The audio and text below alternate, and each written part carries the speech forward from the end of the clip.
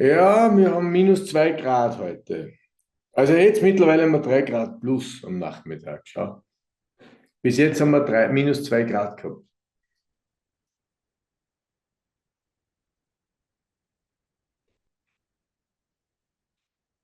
Ja, was bei uns, wie viel Grad habt ihr gehabt?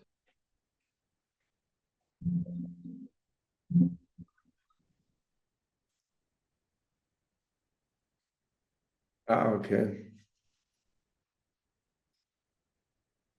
Ich seh nur deine Frisur, muss die Kamera ein bisschen runterstellen.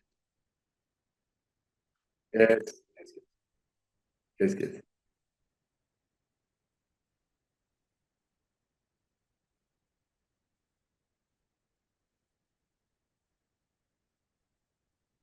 Sehr klar.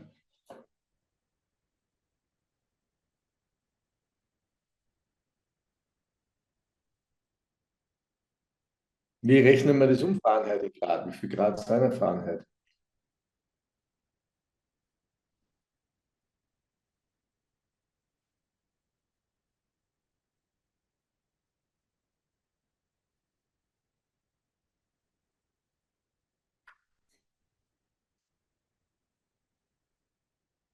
Acht Grad sind das, okay. Mhm. Also 50 Grad Fahrenheit sind 8 Grad Celsius.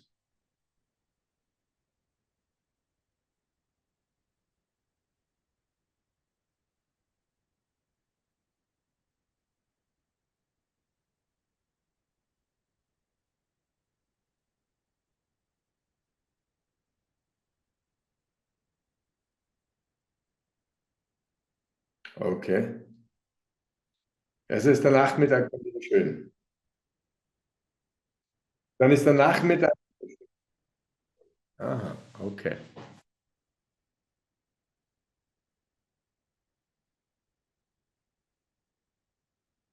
Ja.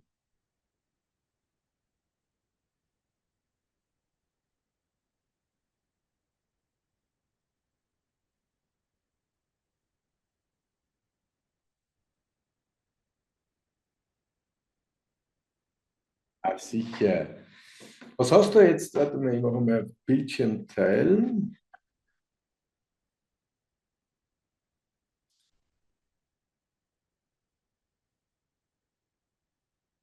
Genau. Genau. Das eine da ist die Launch, das ist 3 Minuten.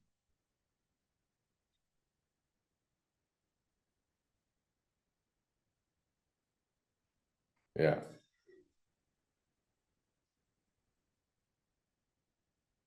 Ja.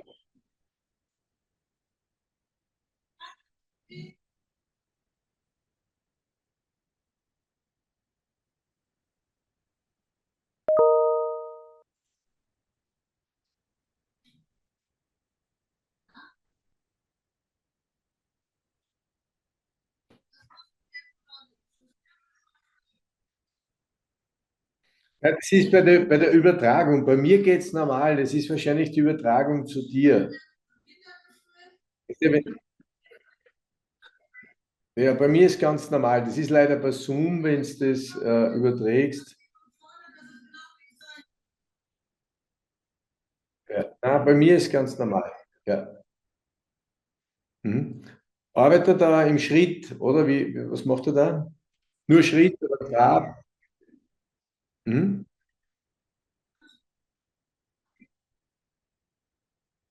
Genau. Mhm. Ja, ja, klar.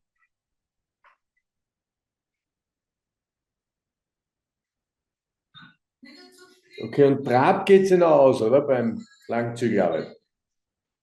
Im Trab geht es noch. Okay. Mhm.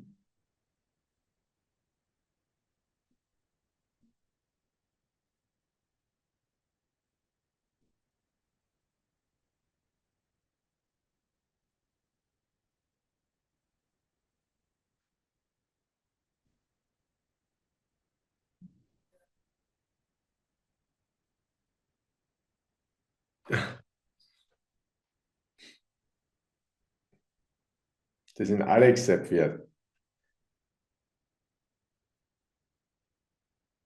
Ja, ja, weiß ich schon, aber zum Arbeiten ist seiner.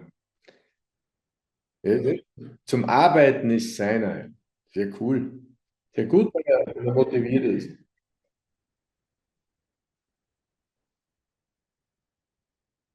Mhm. Ja, brav, oder? Voll brav. Geht da sehr brav dahin.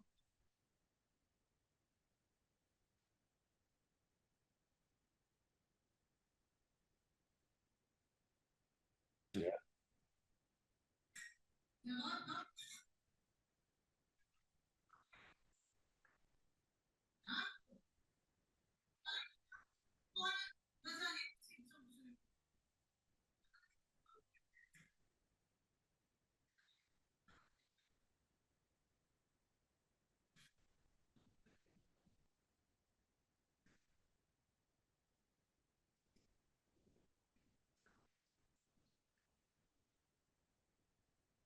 Mhm.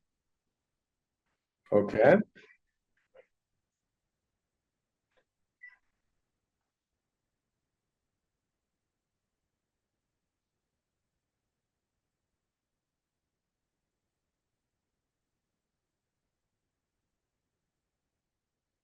Ja.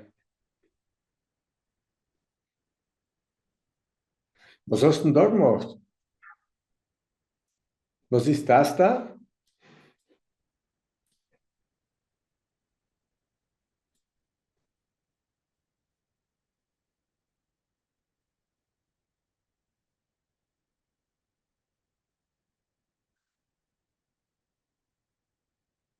Ja. Ja, aber da sieht man gar nichts. Da sieht man nur lauter einzelne Bilder. Ja, aber mit lauter einzelnen Standbildern. Also ich sehe die da 50 Mal. Stimmt das?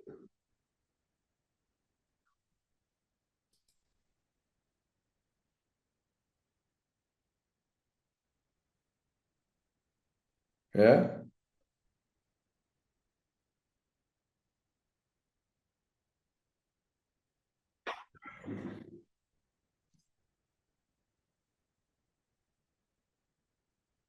Ich habe jetzt auch ein Standbild gehabt. Ich habe es jetzt auf Standbild gemacht. Siehst du meine Maus? Ja. Das Thema ist, weißt du, weil das so ineinander geht, da sieht man das nicht ordentlich. Da sieht man deinen Sitz jetzt, bei dem, da geht's. Bei den anderen, da bist du komplett. Wie hast du denn das gemacht? Mit was hast du denn das gemacht?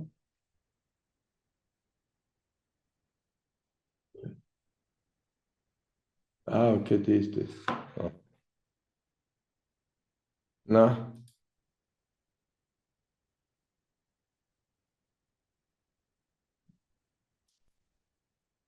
äh, äh,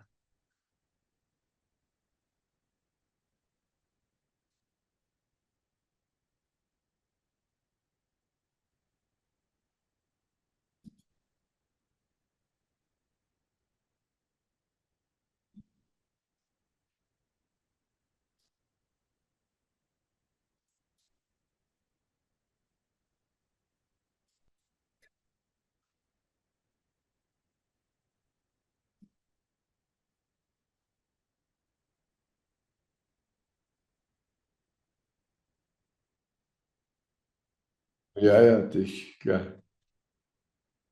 Aha. Ich habe aber jetzt nur mehr das lange Video. Ein zweites, also ein drittes kurzes habe ich nicht. Ne? Aber das hast du mir nicht geschickt. Geschickt hast du mir es nicht. Welches wäre das?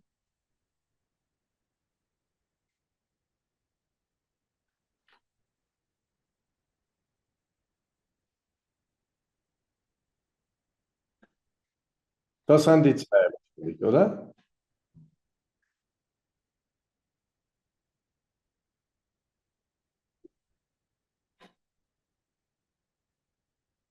Warte mal, gehen wir eins zurück.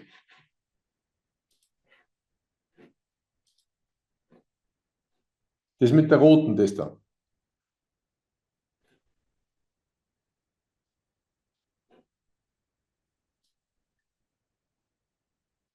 Ja, da sieht man leider nichts. Da sieht man nur dein rot oder oranges Leibchen. Das andere ist dadurch diese Standbilder total ineinander verschoben.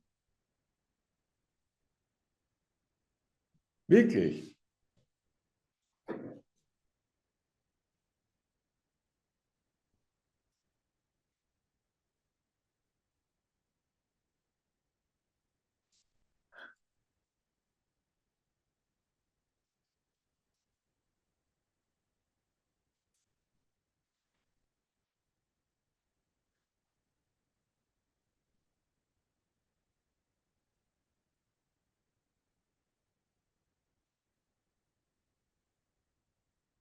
Ja, ja, das ist mir schon klar. Na, vom Erkennen ist schwierig.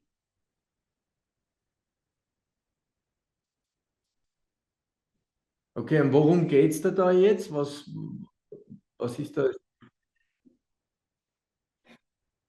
Ja,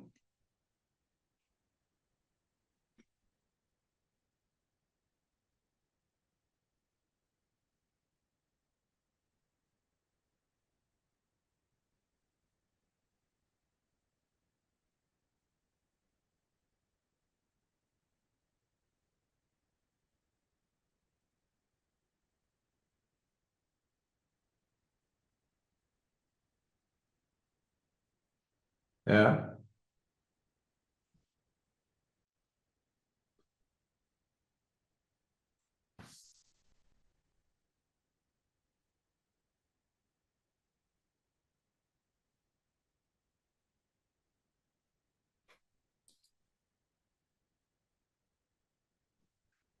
Ja, da bin ich jetzt neugierig.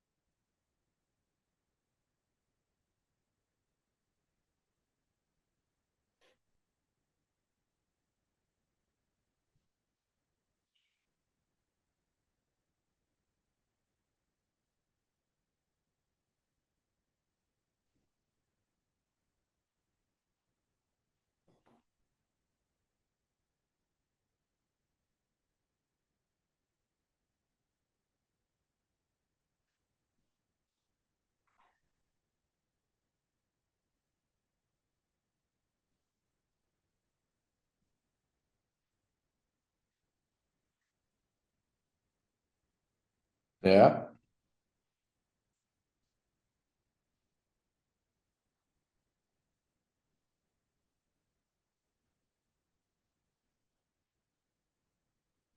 Das heißt, ein neuer Reizstil ist im Endeffekt jetzt das Mitschwingen zulassen in der Mittelpositur. Oder was ist genau die Veränderung, auf die du konzentriert bist?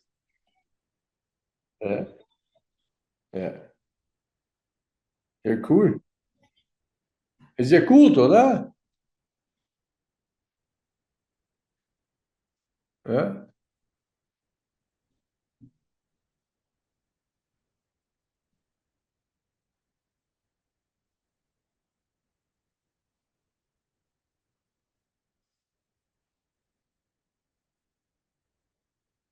ja,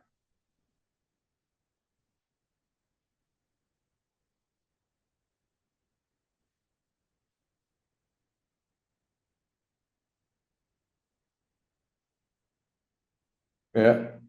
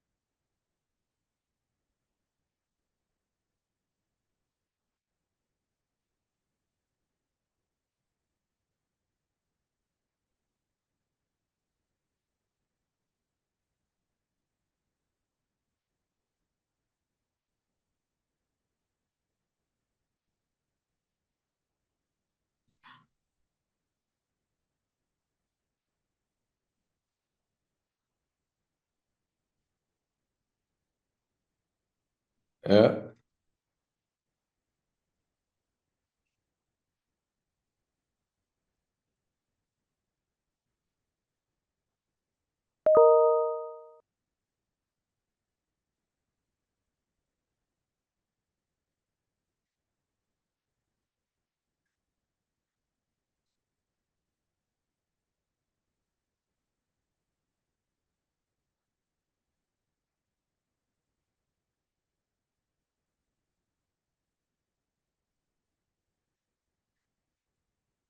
Mhm.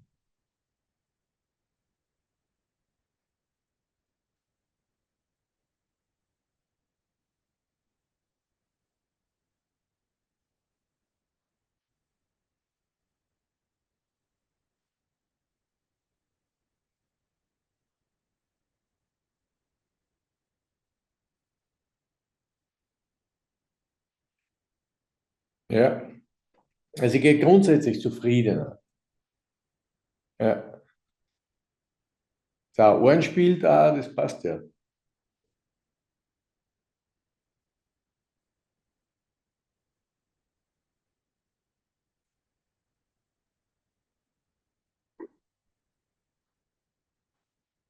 Okay.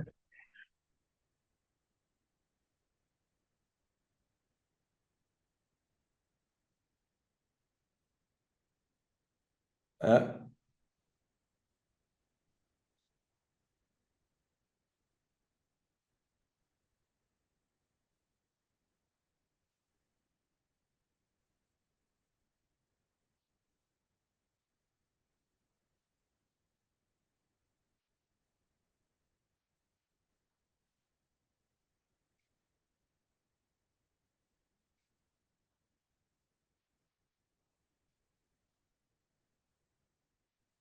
Ja. Du hast da das Bein jetzt lockerer und länger. Cool. Ja.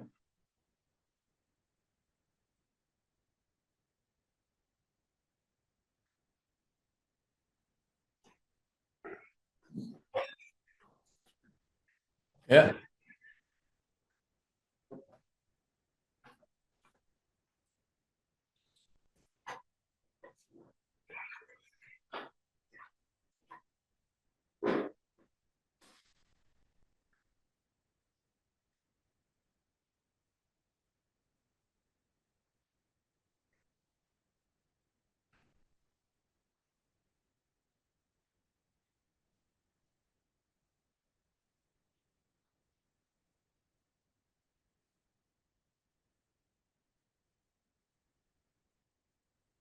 Ja. Ja.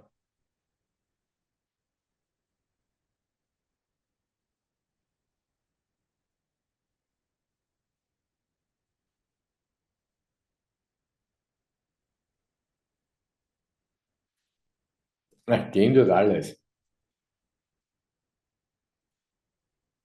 Eben. Wenn ein Pferd ein bisschen besser dabei ist, wenn ein Pferd jetzt nicht so extrem im Rücken empfindlich ist, also dann ist das wurscht. Ja, wenn du ein bisschen empfindlicheres Pferd hast, dann ist es natürlich vorbei. Da staubt es wirklich ordentlich, gell? Also,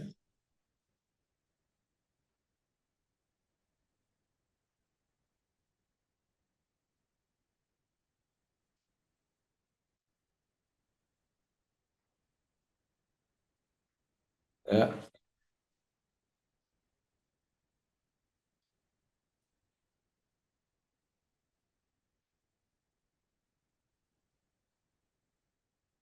ja, genau.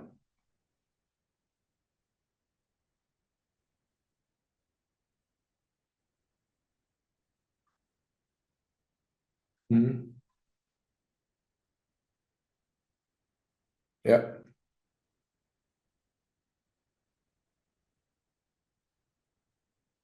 ja,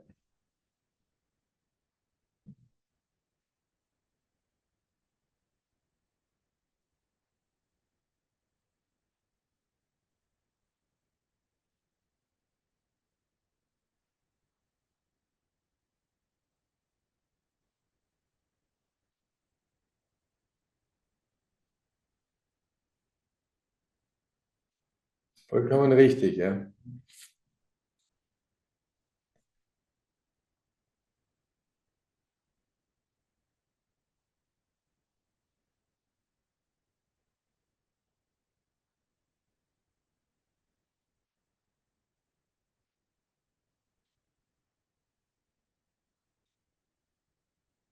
Mhm.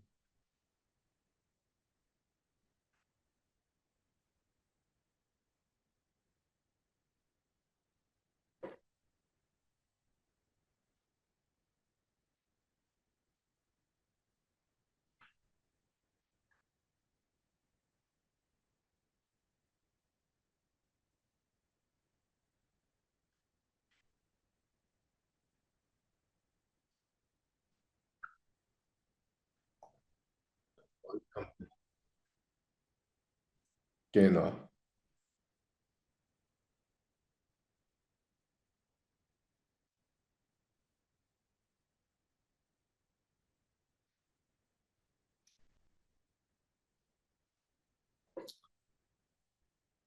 Ja, klar.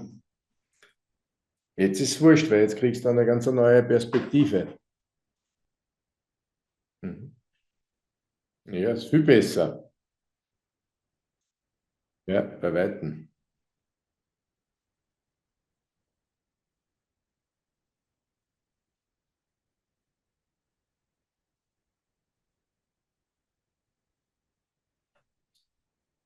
Was du mit der trotzdem immer wieder noch ein bisschen machen kannst, ist ja ein Ticken mehr Raumgriff, gell? So etwas längere Tritte.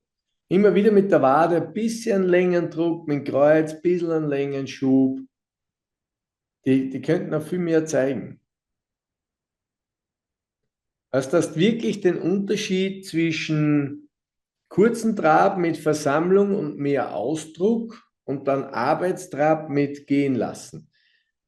Weil da verlierst, wenn du so trabst wie da, verlierst du das Engagement der Hinterhand bis zum Maul. Dann trabt es unter dir, aber nicht mehr vor dir. Weißt du, sie stoßt sich ein bisschen ab, sie geht durch den Körper, der Schwung, dieses energische Abfußen der Hinterhand, so ein bisschen schwingend durch den Körper. Auch wenn das anstrengend ist, mühsam ist, aber die muss nochmal so einen Ticken mehr durch den Körper vorgehen. Ja,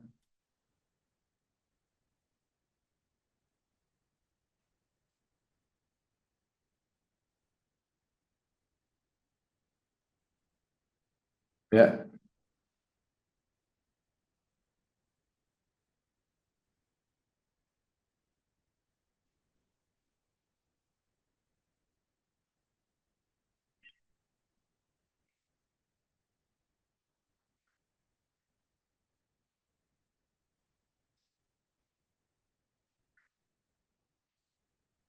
Mhm. Das müsstest du aber mitnehmen. Das heißt, wenn du sie aufrichtest, wirklich in diese sogenannte relative Aufrichtung. Das heißt, immer die Hinterhand zuerst mal drunter schwingen lassen und auch wirklich den Unterschied machen. Beim Schritt auch,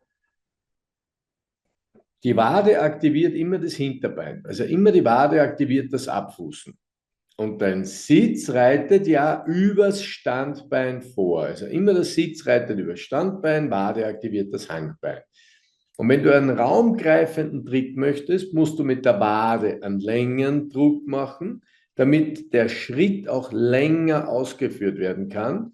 Und gleichzeitig kommt der Schub mit dem Becken. Also immer raus, raus, raus. Das ist da das Wichtige. Und wenn du jetzt im Schritt passt es ganz gut, im Trab musst du halt dann wirklich auch schauen, dass du den langen Druck machst.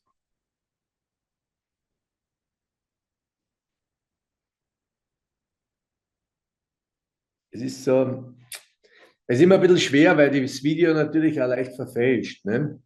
Wie viel das dann wirklich ist, das muss jeder Reiter selber spüren. Aber vom Prinzip her würde ich immer wünschen, dass noch ein bisschen mehr durch den Körper geht. Und wenn du sie hochnimmst vorne, wirklich hinten dran, wieder ist hoch, dann den Hals.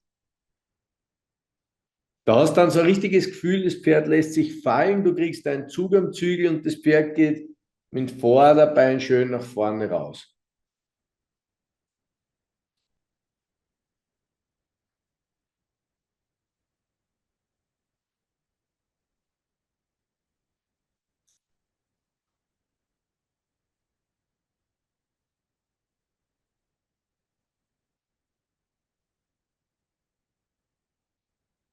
Ja,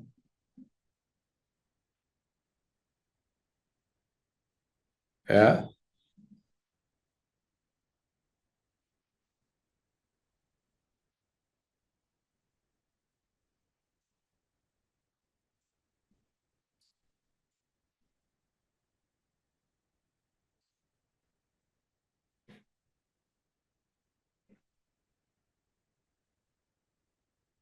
ja,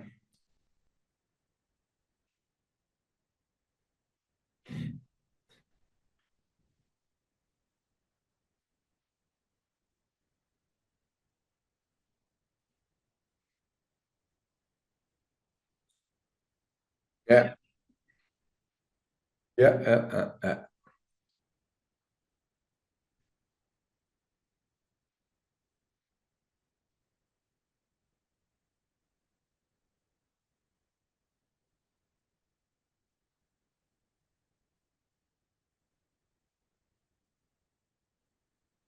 Ja.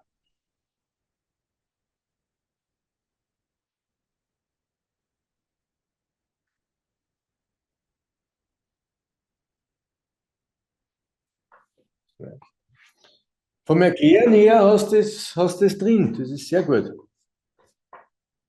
Vom Verständnis her super drin. Das andere ist alles Übung, Übung, Übung, Übung bis zum Abwinken. Genau.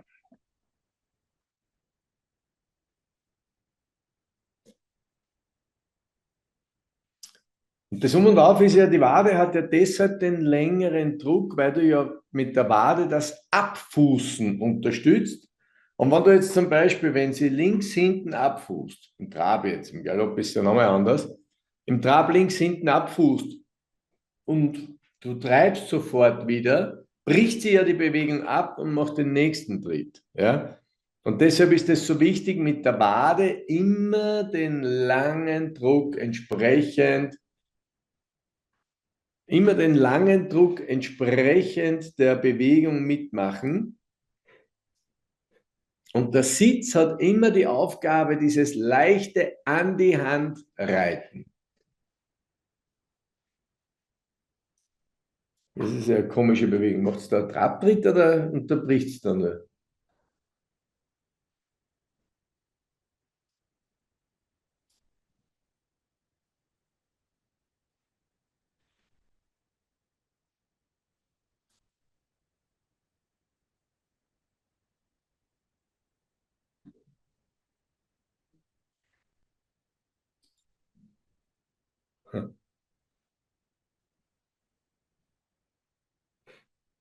Wie machten die das da? Was machten die da rechts hinten? Das ist eigenartig. Die bleibt da rechts hinten kurz stehen. Mit dem rechten Hinterbein bleibt die.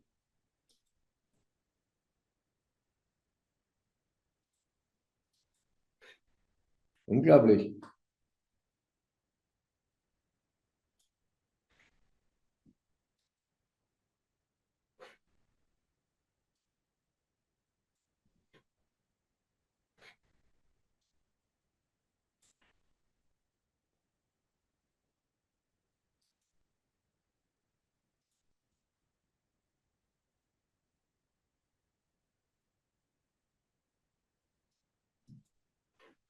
Das ist eine eigenartige Bewegung.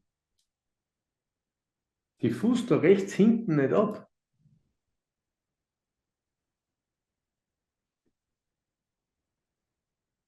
Das ist Rechtsgalopp. Die lässt dieses Bein einen ganzen Galoppsprung stehen. Du musst mal schauen. Warum schaut das so komisch aus? Das gesehen?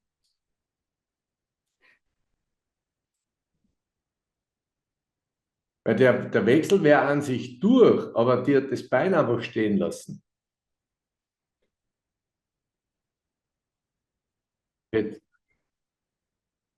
Der Wechsel von rechts nach links hat die das rechte Hinterbein stehen lassen. Eigenartig.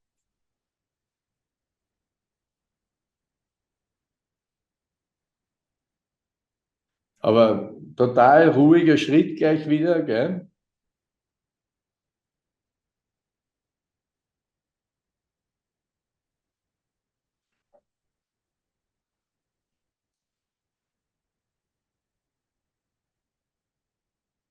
Aber sie hat jetzt eine viel bessere Oberlinie. Das ist viel schöner.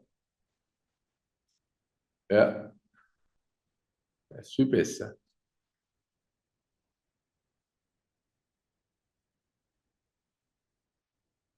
Ja,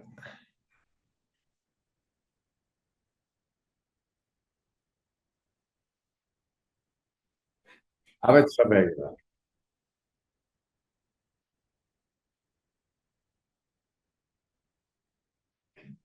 Ja,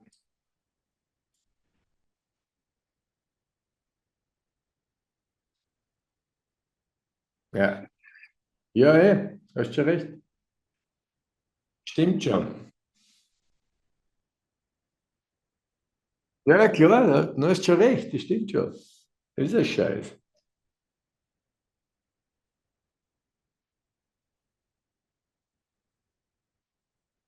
Ist auch der Schritt jetzt besser. Weißt du, sie fußt ab, sie tritt vor. Das, ja,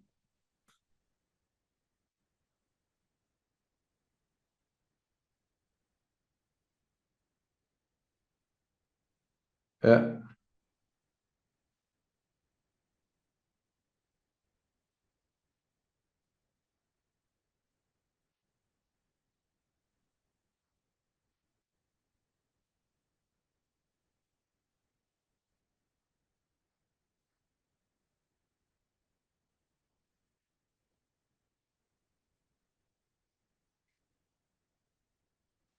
absolut, absolut.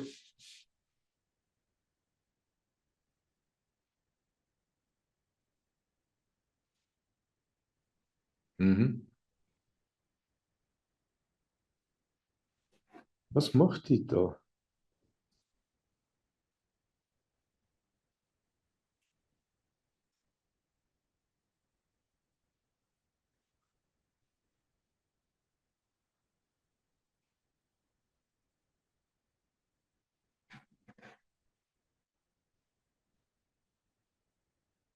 Ja,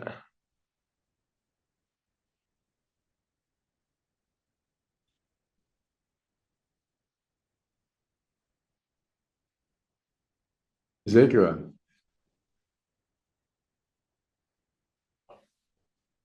Mit der Hüfte geht es dann grundsätzlich besser, oder? Ja,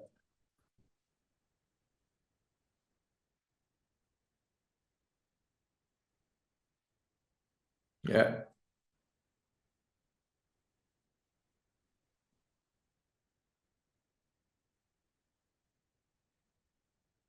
ja,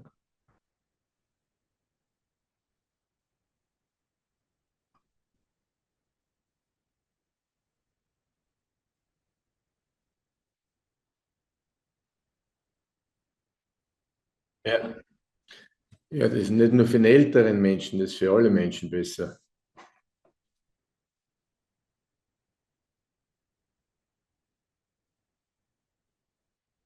Ja,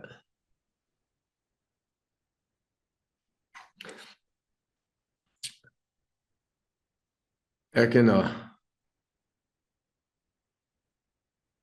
Es ist auch so, wenn du das Standbild anschaust und da die Gerade parallel zu den Beinen runterziehst, siehst du das?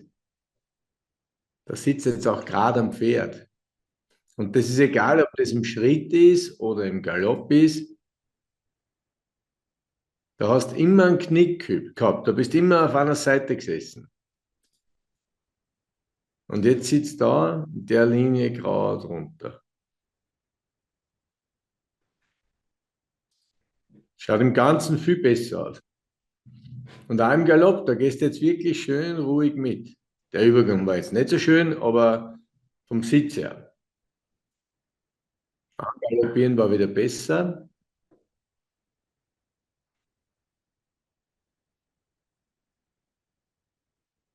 Ja,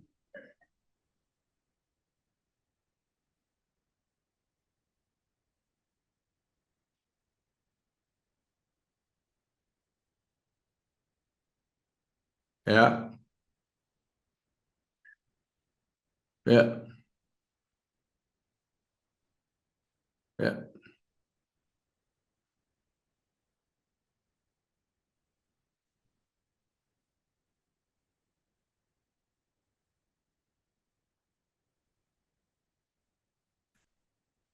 Es ist, wie es ist, oder?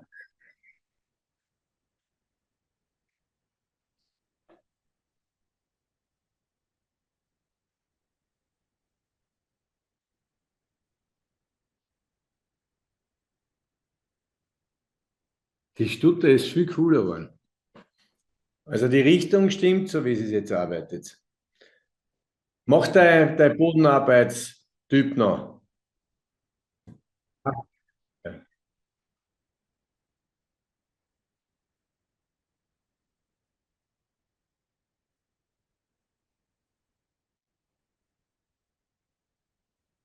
Ja,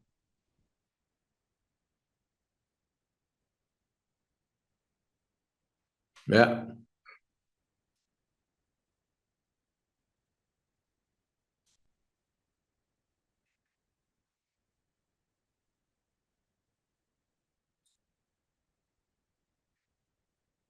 ja, ja. Mhm. Was du jetzt noch dazu nehmen kannst, nochmal, das ist auf alle Fälle,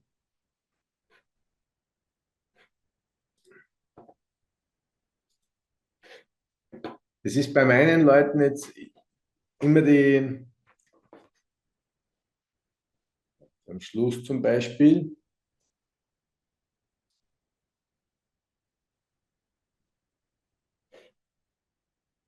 ganz, ganz streng, ja, mit dir selbst. Wenn du mit dem Pferd arbeitest, grundsätzlich, wenn du dir vorstellst, das Pferd wäre im Hals komplett gerade. Nehmen wir irgendeine gerade Linie, was gerade herreizt. Genau. Wirklich komplett gerade. Und du stellst dir dann vor,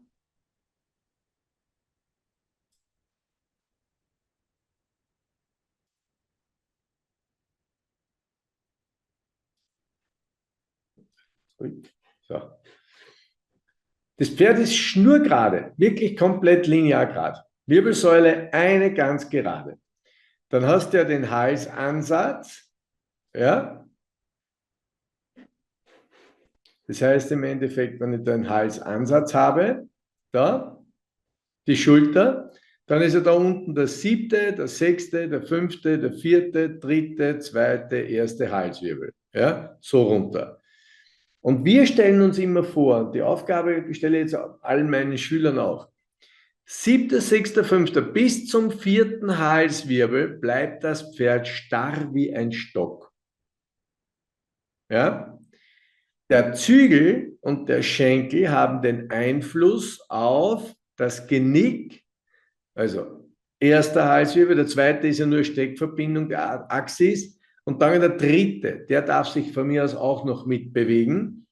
Mehr nicht mehr. Dann reden wir von der Stellung. Ganz genau wäre es nur im Genick die Stellung. Das heißt, wenn das Pferd schnurgerade ist, der Hals bleibt schnurgerade und du machst mit dem linken Bein einen Druck am Gurt, mit dem linken Zügel leicht lockern, muss das Pferd links abkippen, nach links nachgeben. Du bekommst am äußeren rechten Zügel ein bisschen mehr Zug bei ganz geradem Hals. Also das wäre die richtige Stellung. Wirklich nur ganz gerades Pferd, dann linke Wade, leicht linkes Lockern, rechts hast du einen Zug, jetzt hast du die Stellung. Das gleiche auf die andere Hand, auf der rechten Seite den Druck am Gurt, linkes Bein ist hinten, rechts lockern, Rechtsstellung. Und jetzt nehmen wir den Teil des Halses, vierter zurück bis zum 7. Halswirbel. Der Teil gehört zur restlichen Wirbelsäule und zum restlichen Körper.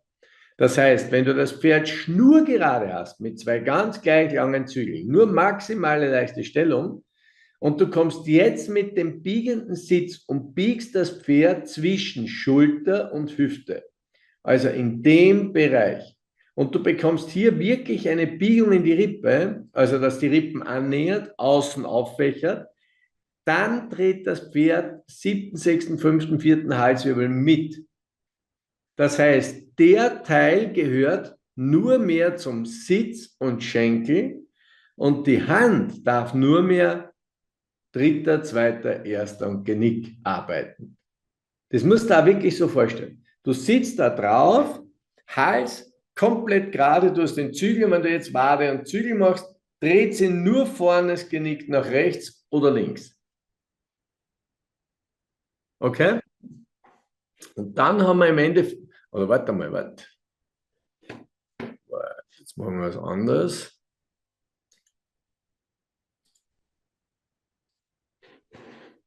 Schauen wir, wie das findet, ganz schnell auf die Schnelle. Ich habe nämlich ein Video gemacht, das muss ich aber erst bearbeiten, aber dir zeige ich es trotzdem.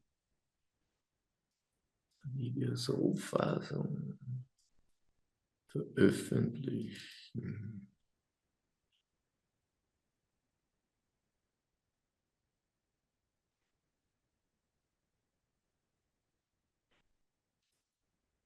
Ja.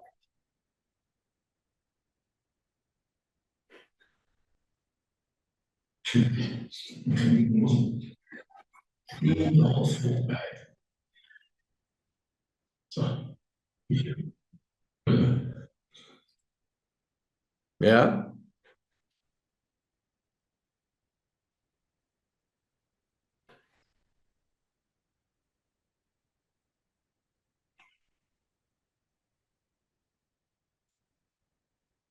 ja,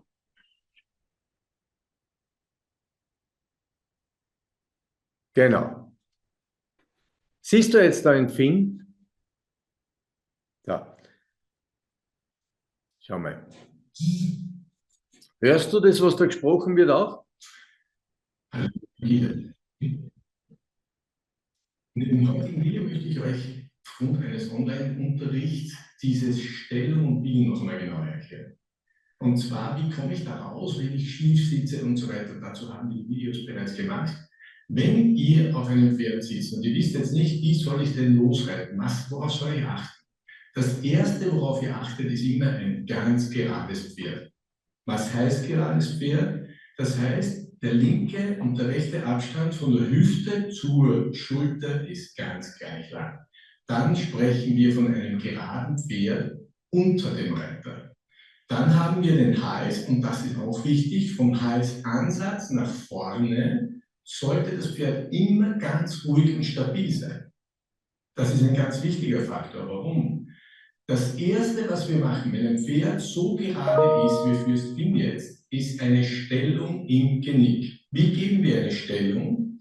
Es ist die innere Wade gemeinsam mit einem leichten Annehmen am inneren Zügel. Und hier habt ihr schon die Stellung. Er dreht nur den Kopf minimal im Genick nach rechts. Der Körper bleibt ganz gleich.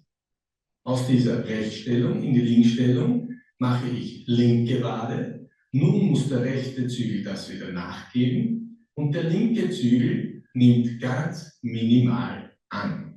Und das so, dass das Pferd wieder im Hals gerade bleibt und nur im Genick leicht nach links zieht. Und das ist ein Schimmer vom linken Auge, linke Lüster. Das müsst ihr euch merken. Noch einmal rechte Wade und ganz leicht der rechte Zügel. Er reagiert jetzt auf meine Wade auf den Abflussen, weil er weiß, dass das sein sollte. Also, das ist Stellung. Pferd bleibt im Körper ganz gerade. Stellung bedeutet nur im Atlanto-Occipitalgelenk und wenn es ist das erste Drittel vom Hals, dass das vielleicht ein bisschen mitgeht. Was bedeutet nun die Biegung? Die Biegung bedeutet, und das ist ein wichtiger Punkt, ich habe ja jetzt schon, wenn ich sage, rechts möchte ich mein Pferd biegen, es gibt Stellung im Genick, was wir gerade beschrieben haben, ohne Biegung. Es gibt aber keine Biegung ohne Stellung. Bedeutet, wenn ich jetzt eine Biegung möchte, brauche ich zuerst rechte Wade, rechter Zügel. Dann habe ich die Stellung.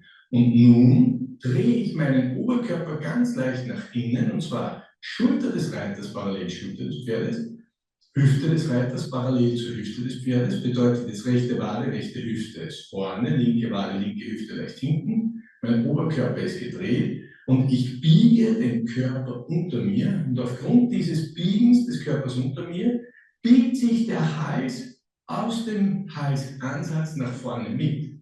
Die Stellung habe ich vorne bereits, also ist das im Endeffekt die Biegung. Wenn ich jetzt sage, ich möchte das Pferd wieder gerade machen oder umstellen, gleitet mein linkes Bein nach vorne, dadurch nähert er links die Rippen an. Durch das Annähern der Rippen wird er jetzt wieder ganz gerade und durch dieses immer gerader werden, ich mache jetzt eine leichte Tendenz nach vorne, dass er wieder ruhig steht, durch dieses links Armgurt treiben habe ich jetzt wieder die Stellung im Genick und jetzt drehe ich meinen Oberkörper mehr mit, nehme auch meine Hüfte vor und jetzt habe ich die Biegung im Körper und dadurch habe ich auch die Biegung aus dem Halsansatz. Stellung hatte ich bereits und nun geht er am Außenzügel mit dem Innenbein, innerer Hüfte am Außenzügel gewendet vor und ich könnte innen loslassen. Und dazu haben wir auch schon ein Video. Ich wollte es euch nur noch einmal ganz genau sagen. Denkt daran, gerades Pferd wäre jetzt rechte Wade am Gurt. Ihr seht, er nähert unter mir den Rippenbogen an und da heißt es gerade. Da mache ich mit Zügel gar nichts. Und in dem Moment, wo ich meine Beine so dran habe, er gerade ist und ich mache jetzt nur rechte Wade mit minimal rechten Zügen, da wirklich nicht zurück. Das ist nur leichtes Ablockern und wieder loslassen. Habe ich eine Stellung, drehe ich jetzt meinen Körper mit, kommt schon die Biegung. Weil sich der Körper verändert, verändert sich auch der Hals. Das gleiche noch einmal gerade, linke Wade am Gurt, er wird schon gerade, Linksstellung, Oberkörper mitdrehen, Gewicht innen, ich habe die Biegung nach links und muss mit dem rechten Zügel Stopp sagen. Ich hoffe, das ist nachvollziehbar. Übt das wirklich so lange, bis die Pferde das ganz genau verstehen. Und dann könnt ihr nämlich immer aktivieren mit der Wade, das Hinterbein tritt unter den Körper, das Pferd bewegt sich vor, der Reiter schwingt mit und mit der Hand könnt ihr fein zeigen, wo die Reise hingeht. In diesem Sinne viel Spaß beim. Ist es verständlich, oder?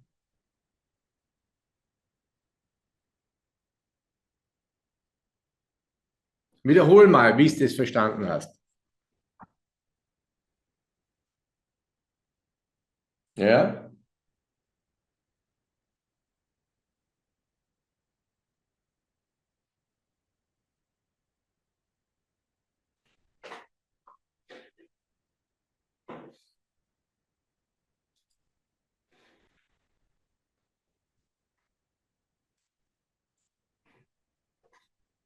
höher halten, ich sehe es nicht. Höher, höher. So. Nein, musst nicht so, aber nur höher. Das passt schon so. So sehe ich es gut.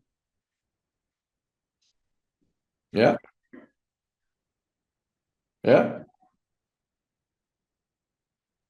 ja,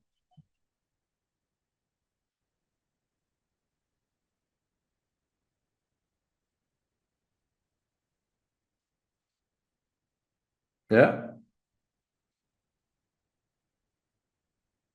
ja.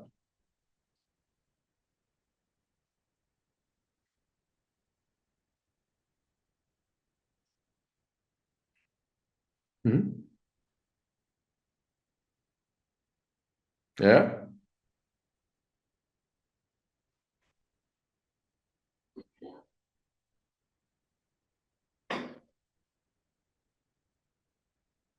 genau.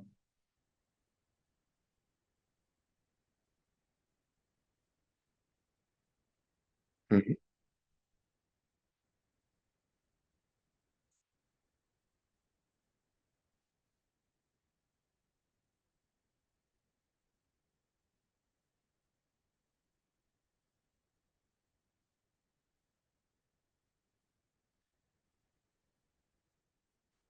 Sehr gut, optimal, genau so. Genau so. Und genauso auch beim Unterricht. Genau so.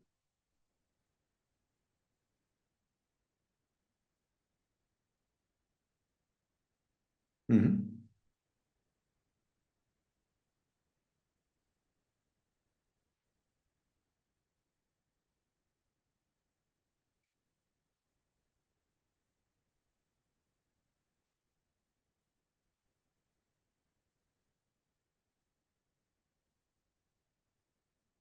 Ganz genau.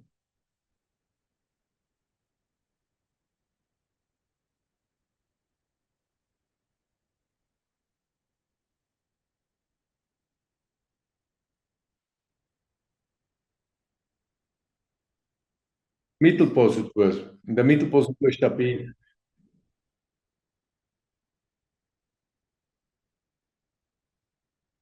Ja, ja,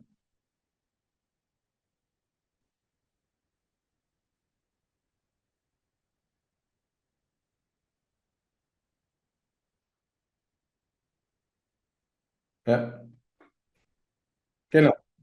Mhm.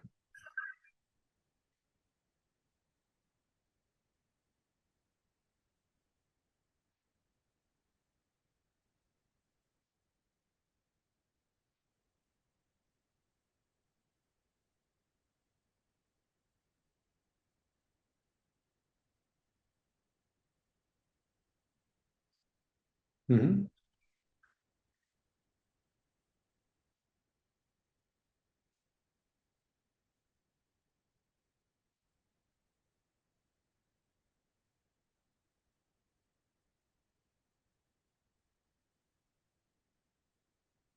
Genau.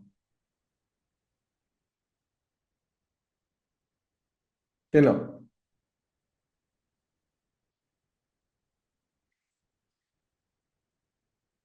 Mhm. Genau. Jetzt bist du.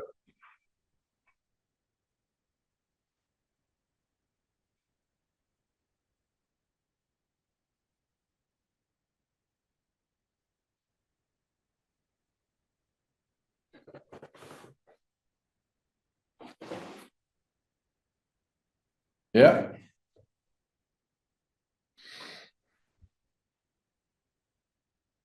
Mhm.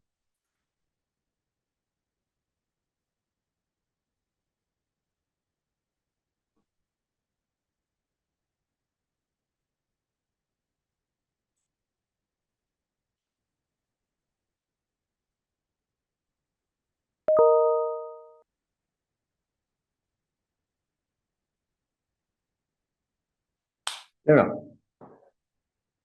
Genau.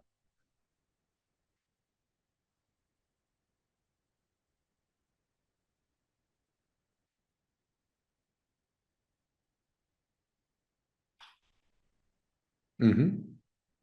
Genau.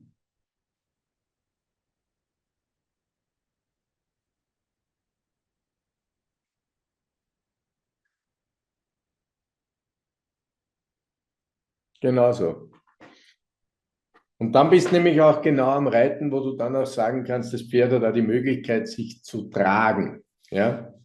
In dem Moment, und das Problem haben wir ja hauptsächlich bei den meisten Pferden, wenn die Leute den Zügel annehmen, fällt das Pferd mit dem Hals um. Ja? Und wenn du jetzt nochmal da schaust, bei dem, wenn du hier den Schluss hernimmst, da hast du nämlich die Möglichkeit, warte mal, so, wenn du da genau hinsiehst, dann siehst du das Ausweichen in der Vorbereitung. Da lässt du nämlich den Halsansatz immer wieder einen Ticken zu viel Bewegung zu. Und da müsstest du mit beiden Zügeln dranbleiben, dass es wirklich von deiner Schulter ausgeht und vom biegenden Sitz. Und da erlaubst ihr noch zu viel. Siehst du das jetzt?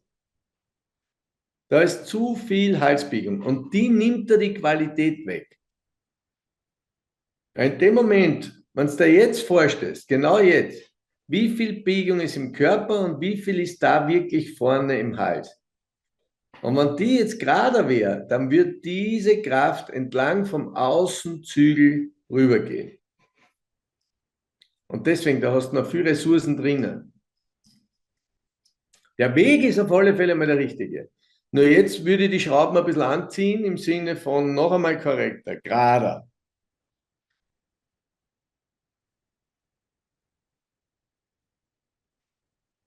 Und da kannst du jetzt, wenn du zuschaust, wirst du es immer wieder sehen, dass der Hals dann mehr gebogen ist als die restliche Wirbelsäule.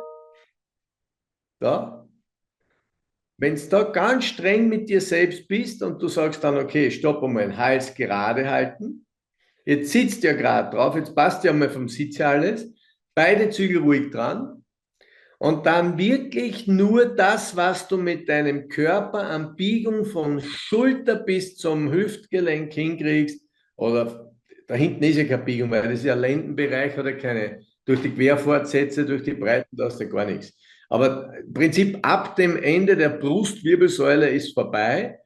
Und wir reden im Prinzip von der Biegung immer um, wenn sie die Rippen annähern, die Rippen auffächern, weil die Wirbeln selbst haben 1 bis 2 Grad Bewegung, mehr ist es nicht. Aber der Hals, der ist natürlich wahnsinnig flexibel. Und hier diese Flexibilität wegzunehmen und nur mehr diese 2 Grad, wie ich es auch in der Rippe beziehungsweise in der Wirbelsäule des Brustwirbelsäule plus die Biegung, die ich durch die Rippen annähern und auffächern bekomme, das ist das, was sich der Hals mitdrehen darf. Alles andere ist zu viel. Und da ist dann natürlich auch ein leichtes über die Schulter laufen, ausweichen. Da kommen die Sachen.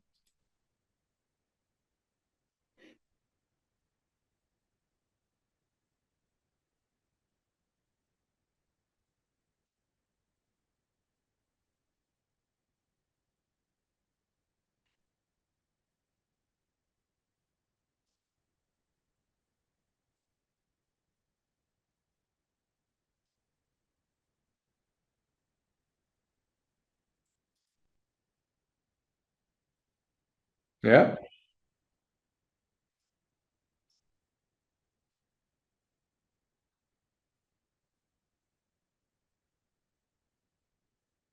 ja, ja, ja, ja,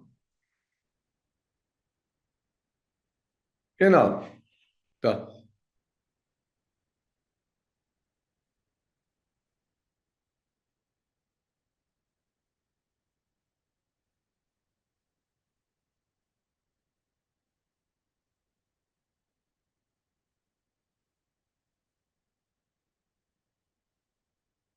Genau.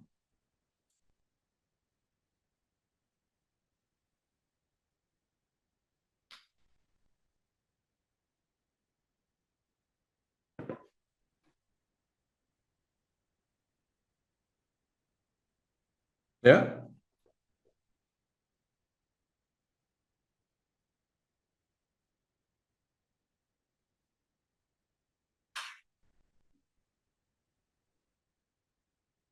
ja, genau. Genau.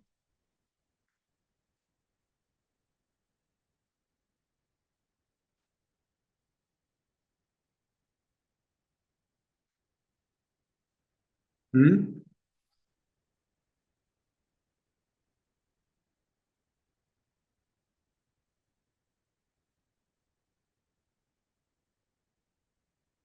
Hm? Hm? Ja, genau. Dann hast du nämlich auch außen die Begrenzung und das Pferd kann schön am Außenzügel entlang gehen. Dann tust du beim Schulterl rein, beim Außengalopp, bei allem leichter.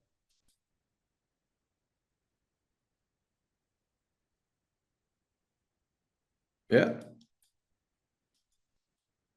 Und da kommt natürlich dann auch dieses Wechseln her, gell?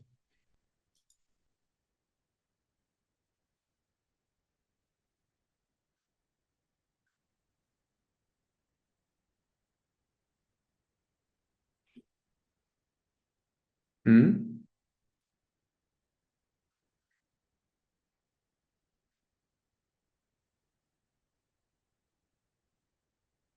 Klar, geht ja nicht mehr. Aber das ist jetzt nochmal genauer, leichter zu machen, weil du über dem Pferd und locker in der Bewegung sitzt. Das ist natürlich schwer, wenn man so ein bisschen schief sitzt und festgehalten, da ist das nicht wirklich zu bearbeiten, weil man zuerst einmal in die Bewegung des Pferdes kommen muss.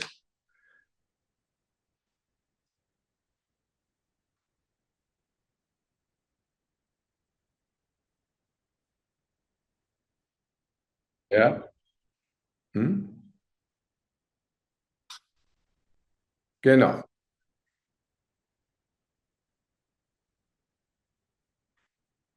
Ja,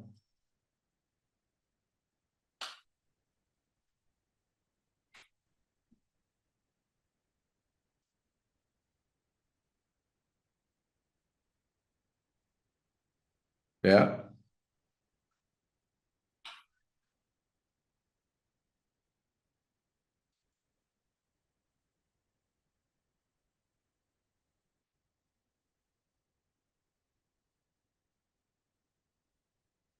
genau.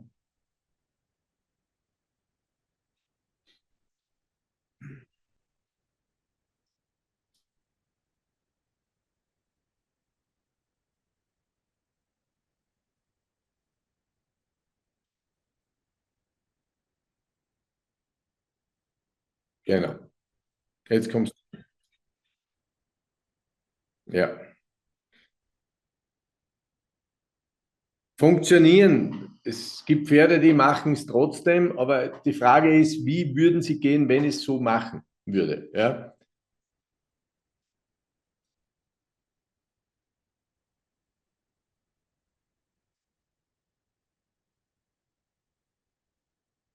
ja,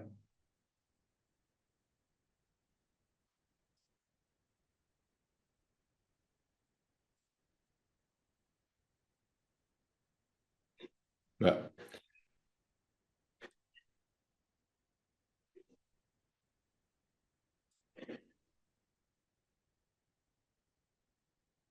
ja.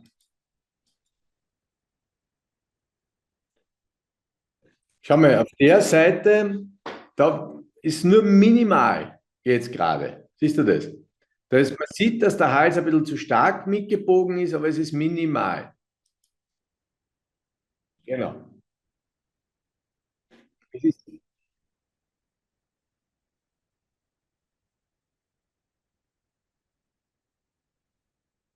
ja. Und da bei dem trotzdem auch hier nochmal so einen Ticken mehr gerade halten, dann hast du da die Schulter ein bisschen mehr innen, du hast das Pferd gerade gerichtet, da hast du eine ganz andere Basis.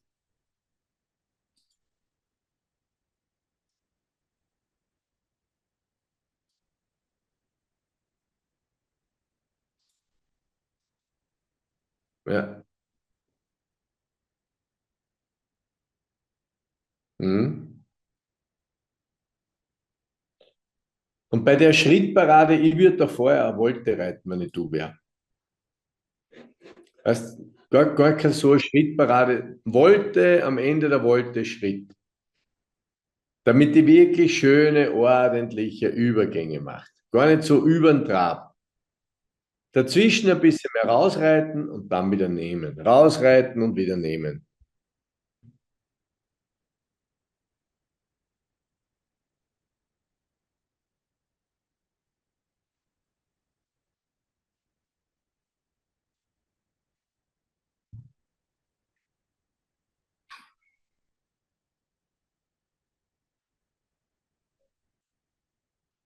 Ja, ja, absolut. Wenn das Pferd dabei fertig wird, passt es super. Wichtig ist immer, du musst dich aufs Pferd einstellen. Weil wenn du rausreitest, ja, klar, weil wenn du rausreitest und das Pferd kommt noch nicht mit, brauchst du nicht aufnehmen, wenn es nicht rausgeht. Und wenn es aber retour kommt, heißt, du willst es aufnehmen und die kommt nicht retour, dann musst du da auch noch einmal länger, bis wieder da. Ja, dann passt das gut. Ja,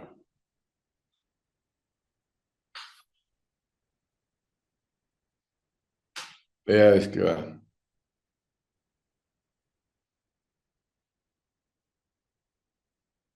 Aber schau mal, wie die den Hals lang lässt. Also das passt jetzt auf alle Fälle. Der Weg stimmt, ja. Den Sie schön.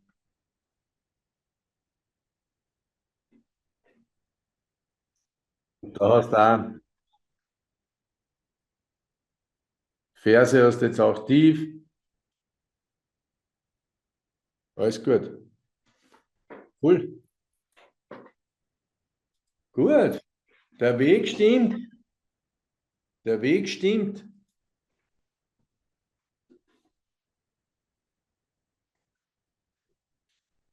Genau.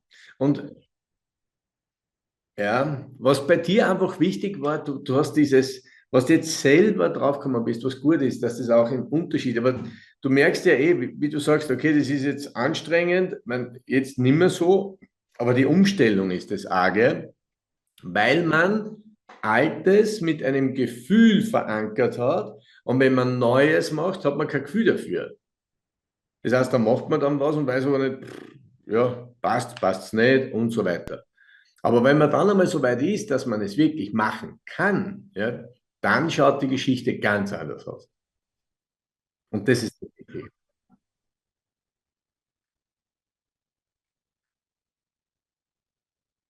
Genau.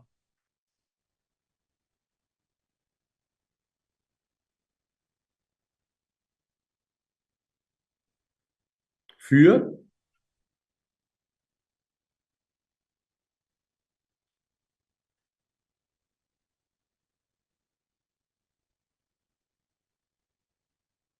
genau,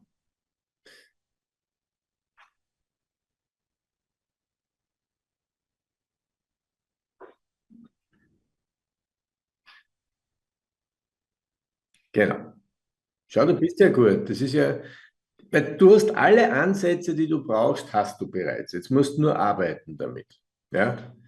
Und das Wichtige beim Mentalen ist ja, die Begriffe, die ich verwende, müssen in mir etwas auslösen. Weil jeder Mensch hat so ein bisschen seine eigenen Begriffe mit tief sitzen. Ja? Der nächste sagt mitschwingen. Das ist für den tief sitzen. Okay? Und dann muss halt der in seinem Mentaltraining mitschwingen sagen. Ja? Wenn das Gleiche ist wie tief sitzen, für mich ist tief sitzen und dann mitschwingen wieder ein bisschen was anderes. Ich sage jetzt nur aus dem Grund das Beispiel, weil das zu mir eine jetzt gesagt hat, mit der wir haben Mentaltraining gemacht. Sie versteht das Tiefsitzen nicht so, für sie ist Mitschwingen wichtig. Ja? Gut, dann lasse ich der das mitschwingen. Für mich persönlich ist ein tiefes Sitzen einfach einmal nur Sitzen mit lockerem Gesäß, Oberschenkel locker, Knie tief, Wade dran. Jetzt sitze ich tief. Und jetzt kommt die Bewegung und da schwinge ich mit. Das sind für mich zwei verschiedene Sachen. Ja? Und trotzdem muss jeder Reiter oder Sportler oder wurscht in welchem Bereich muss für sich selbst eine Beschreibung finden. Was aber wichtig ist, diese Beschreibung muss zielführend sein. Es muss dasselbe Ergebnis rauskommen, nur halt mit anderen Begriffen. Und wenn man dann die anderen Begriffe hernimmt, aber dasselbe Ziel, dann hat man die Möglichkeit zu sagen, und das verinnerliche ich jetzt. In deinem Fall zum Beispiel, wenn du jetzt dieses Sitzen hast, dann das Gerade, das Mitschwingen in der Mittelpositur, das Lockerlassen in der Hüfte, für dein Gefühl ein zu locker oder instabil, aber in dem Moment, wo du dann merkst, jetzt ist das Pferd unter dir, da sagt man so schön, die Stabilität zum lockeren Sitzen. Was heißt das? Die Stabilität ist aufgerichtet im Oberkörper, gerade sitzen und dann kann ich mit meinem Becken die Bewegung des Pferdes mitmachen. Wenn ich die Stabilität nicht hätte oben und ich mache oben irgendeine Bewegung, dann bin ich in der Mittelpositur wieder nicht dabei. Richte ich mich oben auf, bin oben aufrecht, stabil, kann ich mit dem Pferd die Bewegung spüren. Und dann bin ich da wieder in dem lockeren Sitzen. Ist das verständlich? Genau. So. Und das wären wieder Punkte fürs Mentaltraining. Dass du dir wirklich diese Stabilität vorstellst oben, dieses Ruhige, das Ellbogen dran, das Mitdrehen, ja, das ist das oben stabil und jetzt aber in der Bewegung mitschwingen, oben die Stabilität erhalten. Und das kannst du durchspielen. Und das Ideomotorische, das ist die oberste Liga des Trainings. Da hast du alles dabei. Du sitzt jetzt gerade am Pferd, du riechst das Pferd, ja? Du spürst die Sonne, du spürst den Wind, du spürst das tiefe Sitzen mit dem Hintern im Sattel, du spürst die Oberschenkel, die Knie, die Wade, den Zug am Zügel, den Druck mit dem Bein, das Pendeln im Schritt oder das Traben, das Ausheben, Nachdrücken. Also richtig alles, was du übers Reiten weißt, rufst du dir wach und das ist eben diese Pyramide, da kann ich in Zeitlupe alles einfüllen, was ich kann. Und dann im Laufe der Zeit reduziere ich das wieder in die Originalzeit. Und dann bist du dabei. Genau, genau. Und die Knotenpunkte müssen deine Handlung sowas von klar beschreiben, dann bist du voll drin. Das ist eine Herausforderung. Schwierig ist nicht, eine Herausforderung ist das, Patricia. Ja, genau.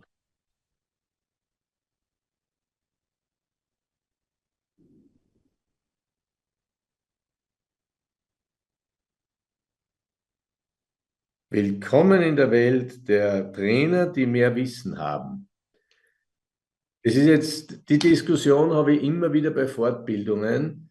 Welcher Trainer wird früher loben? Einer, der viel Wissen hat oder einer, der wenig Wissen hat?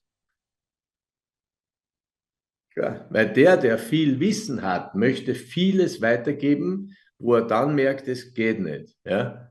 Und in dem Moment ist das Lob nicht mehr da. Einer, der wenig Wissen hat, der ist ja gleich einmal zufrieden.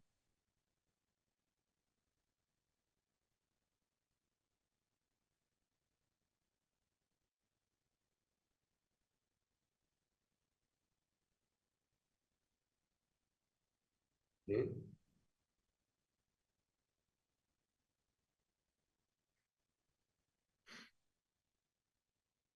Hm? Ja.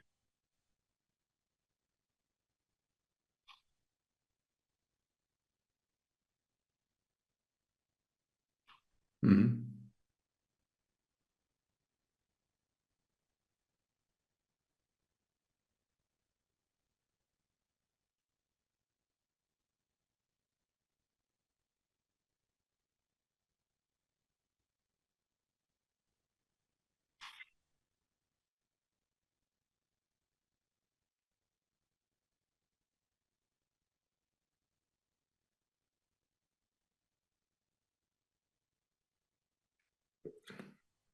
Geh einmal gar nicht so weit rein, sondern wenn ein Pferd einfach nicht vorwärts geht, ja, dann geh in die Basis. In der Basis hast du immer, wie bei einem jungen Pferd, beim jungen Pferd, die müssen auf das Bein nicht ruhiger werden. Ein junges Pferd muss, wenn ein Puls mit der Wade kommt, hinten aktiv werden.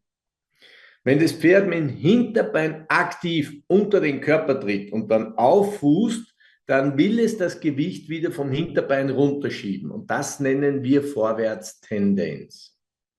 Das heißt, Bein, Hinterbein tritt drunter, Pferd fußt auf, jetzt hat es das Gewicht am Bein, will es nicht und schiebt sich drüber. Und jetzt haben wir eine Tendenz nach vorne. Und in dem Moment, wo der Reiter mit dem Bein den Impuls gibt, das Pferd tritt drunter, muss er mit seinem Körper, wie wenn ich da auf dem Drehstuhl sitze, mit dem Becken nach vorne mitgehen. Und dieses Treiben mit der Wade, mit dem Becken mitgehen.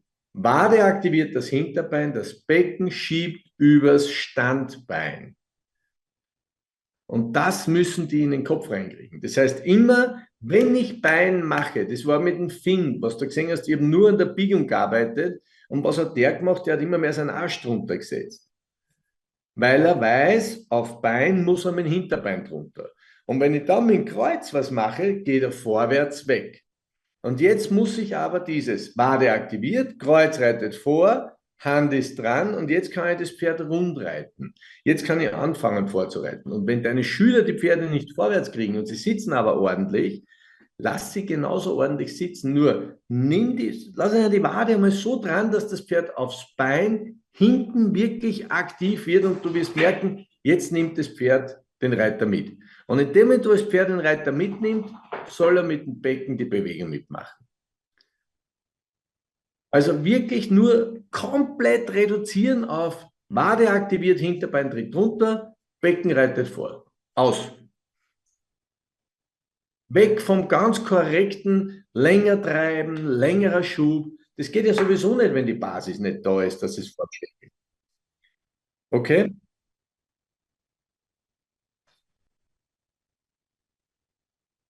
Ja, ja.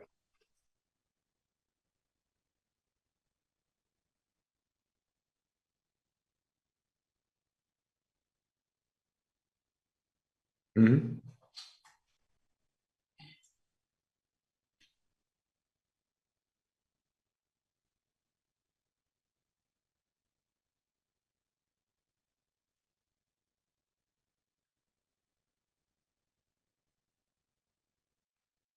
Ja,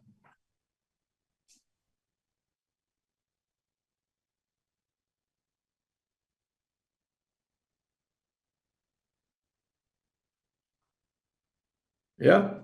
Weil sie nach vorne wollen mit dem Sitz. Und das musst du ihnen komplett abgewöhnen. Lass ihnen lieber einen Stock dazu nehmen und die sollen sie mit der Gerte, mit dem Stock auf den Stiefel schlagen oder am Unterschenkel. Einfach nur, dass es laut tut. Das reicht vollkommen aus, dass die Pferde mal gehen. Die meisten klopfen ja mit der Gerte auf die Flanke oder auf die Gruppe. Da hinten ist kein Schenkel. Die sollen sich, im Prinzip muss die Gerte dort touchieren, wo der Sporn das Pferd berühren würde. Dann hast du wirklich einen Einfluss mit der Gerte.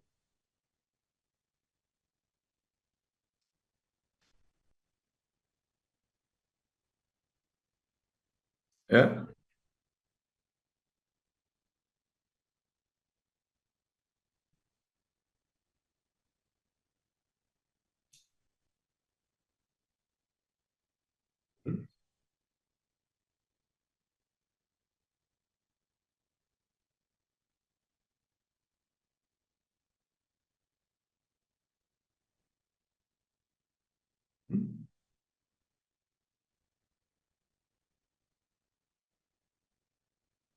Mhm. Mhm.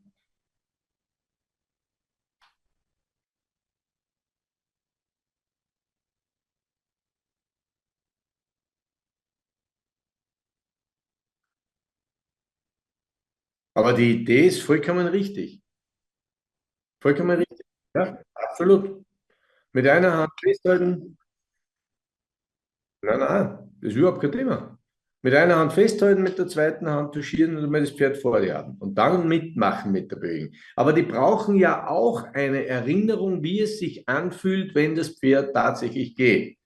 Und so kriegen sie mal das Gefühl, jetzt geht das Pferd, jetzt nimmt mich das Pferd mit. Und sie haben dann die Möglichkeit, sind wir wieder beim Mentalen, sich daran zu erinnern und dieses Gefühl wieder erreichen wollen. Und dann bist du schon dort. Also der Weg ist absolut okay, vollkommen richtig. Ja.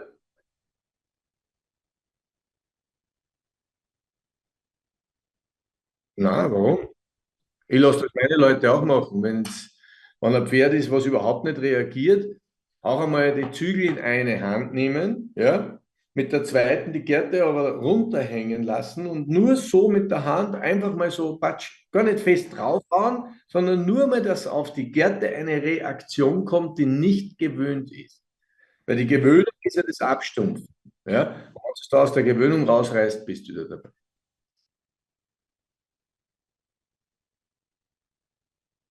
Mhm.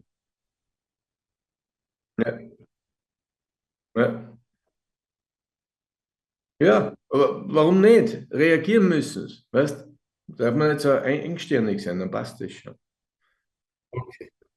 Patricia, ich muss leider, weil halb habe ich den nächsten Termin und ich muss mit dem Hund mal ganz kurz. Jawohl, aber der Weg finde ich cool jetzt, dass du, super Weg, sehr gut. Wann möchtest du? Eins, zwei, drei, jetzt haben wir wieder dazu. Eins, zwei, vier. Da wären wir so am 17. Mittwoch wieder, ja. Das sind meine einzigen Tage, die anderen bin ich alle im Stall. Genau. 9 Uhr, bei mir 15. Super.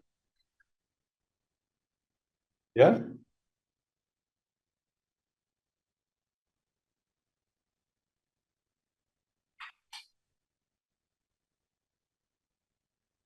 Ja, musste.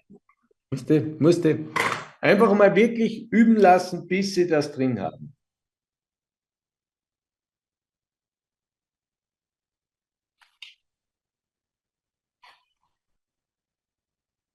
Genau. Ja. Ohne dem kannst du ja sowieso nichts machen. Was willst du machen, wenn es nicht vorwärts kommen, brauchst du nichts üben. Weißt? Und deswegen ist es so wichtig, dass sie das wirklich drin haben. Und drum, Patricia.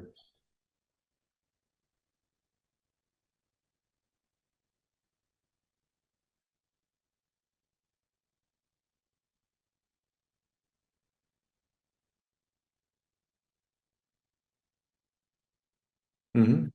Nein, die müssen da selber, du hast vollkommen recht, die müssen da selber hinkommen. Du kannst ja nicht helfen.